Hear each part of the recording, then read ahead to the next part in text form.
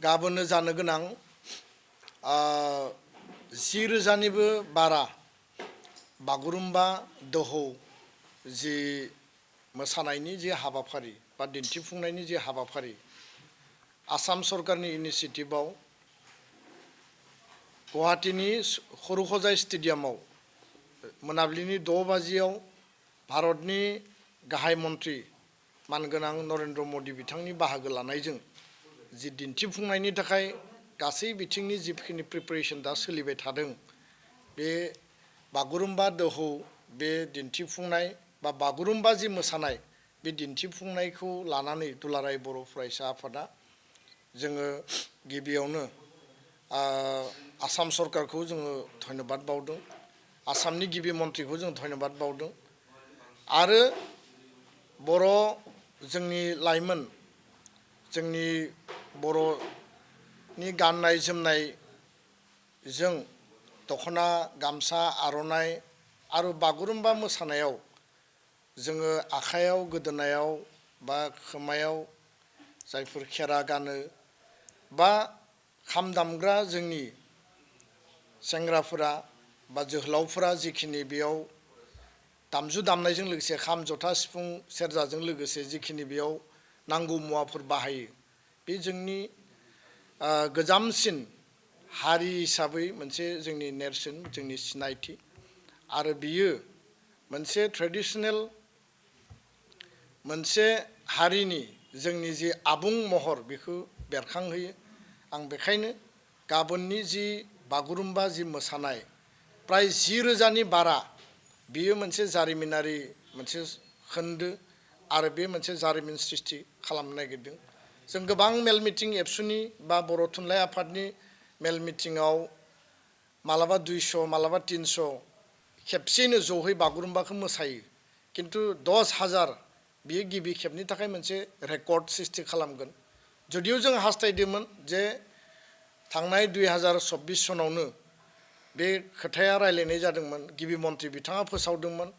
जे आसामनि बिहु असमियानि बिहु मोसानायनि उनाव दिन्थिफुंनायनि उनाव बागुरुम्बाखौ खालामनाय जागोन किन्तु फैयै फैयै 2025नि फेब्रुवारि दानाव झुमुर बिनन्दिनि मुं होनानै झुमुर मोसानायखौ 8,000नि मोसानायखौ दिन्थिफुंनाय जादों आरो जुन जुलाइ दानाव आसामनि गिबि मन्थ्रिया लक सेवा भवन दिसपुराव दुलाराय बर' हारिमु आफाद बर' थुनलाइ आफाद दुलाराय बर' फरायसा आफाद आरो गुबुन गुबुन आफादफोरखौ लिंनानै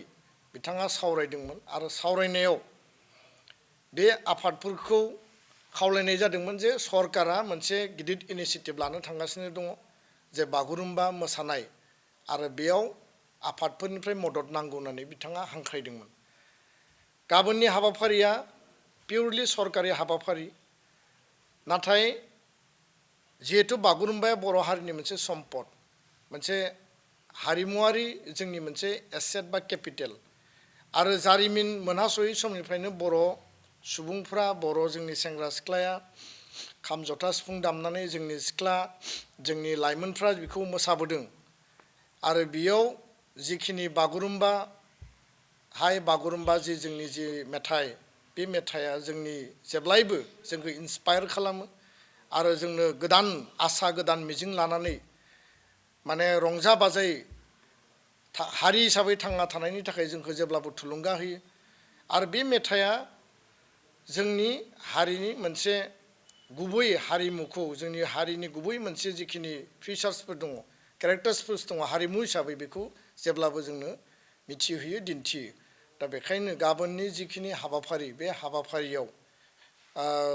एसे हरखाबैब्लाबो एसे हाखु दाखुयैब्लाबो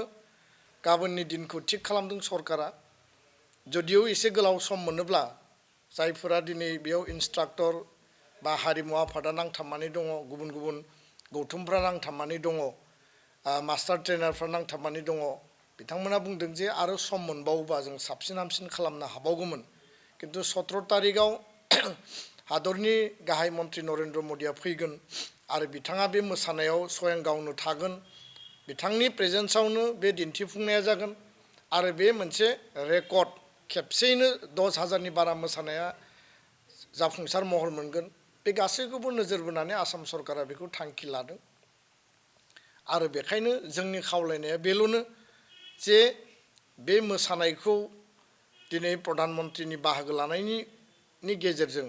मुलुगाव मिथिनो मोनगोन आरो जोंनि हादराव मिथिनो मोनगोन जोंनि रायजोआव आसामाव मिथिनो मोनगोन सा सानजा रायजोआव मिथिनो मोनगोन दुलाराय बर' फरायसा आफादा बर' थुनलाइ आफाद हारिमु आफाद लोगो नांनानै थांनाय समाव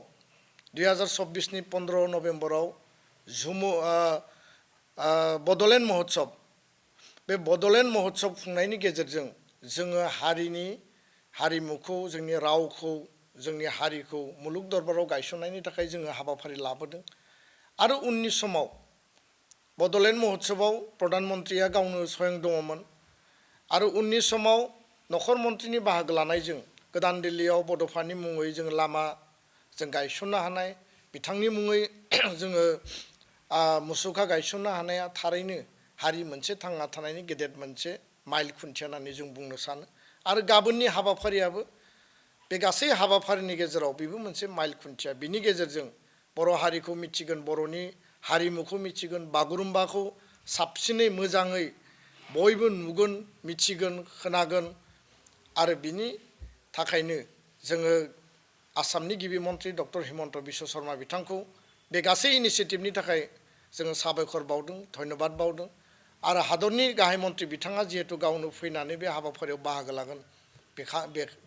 बिथांखौबो दुलाराय बर' फरायसा आफाद बर'नि आफादफोर आरो बर' हारिनि जानानै जों बिथांखौ धन्यबाद बावदों आरो बेनो जोंनि खावलायनाय जे बे हाबाफारिया मोजाङैनो मोजां गाहामैनो गाहाम जाफुंनांगौ आरो गासै जिखिनि बेयाव 20-25 हाजार सुबुङा बाहागो लाहैगोन बयबो जाहाथे डिसिप्लिन भाबै जिहेतु बर' सुबुङानो बांसिन बेयाव नायनो थाखाय बाहागो लाहैगोन जाहाथे मोजाङै बाहागो लायो किन्तु बे गासै प्रिपारेसनाव जिहेतु बागुरुम्बा होनना बुङोब्ला ओरैनो बुंनायजों गोरलैयै बियो जोबनानै थाङा खारन बेखौ मोसानायाव मा गाननाय जोमनाय बाहायनांगौ दामनाय देनाया मा बाहायनांगौ आरो मेथाइ खननायाव जोङो माबायदि बेखौ लांनांगौ बे गासै एरेन्जमेन्टआव सरकारनि तरफनिफ्राय कुनु जाहाथे बेबायदि गेना गोरोन्थि थालाङा बेबायदि जिखुनु जाहाथे लेप्सेसफोर थालाङा राव बाहायनायनि बेलायाव गाननाय जोमनायनि बेलायाव बा बेखौ मोसानायनि गासै दिन्थिफुंनायनि बेलायाव बेखौ कालचार डिपार्टमेन्ट आसाम सरकार आरो जोंनि आफादफोरा जायफोर नांथाबनानै दङ बिथांमोनाबो जाहाथे नोजोर होयो रेसपन्सिबिलिटिया सरकारनि जों बेखौनो खावलायबाय आरो गाबोननि हाबाफारिया मोजाङैनो मोजां जाफुंसारगोन जों बेखौ मिजिंथिबाय आरो बयनिसिमबो जोंनि साबायखर बावनाय आरो हामलायनायखौ जों जासिहरबाय गोजोन्थों।